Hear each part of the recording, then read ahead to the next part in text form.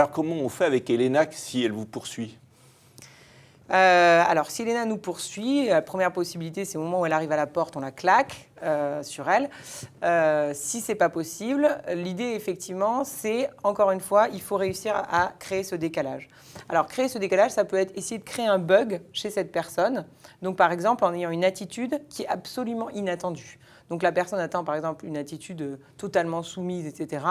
Avoir une attitude, je ne sais pas, donc tout d'un coup, faire une blague, éclater d'un rire, qui n'est peut-être pas du tout franc, mais qui va complètement déstabiliser la personne. Parce que la personne, évidemment, des profils comme Elena sont bloqués dans un mode automatique. Ils ne sont pas capables d'être en mode adaptatif. Donc, mais faire un décalage, faire quelque chose de leur totalement dire qu'on inattendu. les aime, par exemple. Exactement. Ça, c'est les prendre une stratégie. Voilà.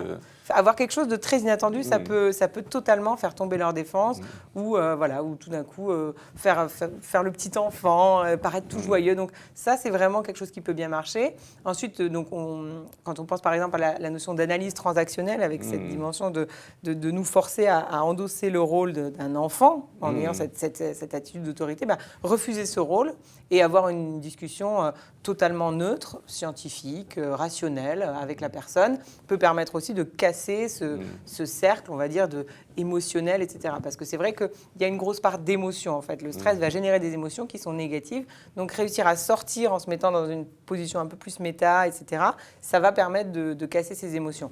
Quand on est vraiment à fond dans les émotions et que, du coup, on est complètement paniqué, une technique aussi, ça va être tout simplement de focaliser l'attention du cerveau sur, par exemple, des éléments physiologiques, donc pas émotionnels. De dire, tiens, c'est intéressant, mon cœur a énormément accéléré sa cadence, mes bras sont en train de trembler, et le simple fait, du coup, de focaliser l'attention sur autre chose que ces émotions qui vont avoir tendance à escalader, ça va permettre aussi rapidement de faire baisser ce stress et du coup de pouvoir, encore une fois, basculer sur le bon mode.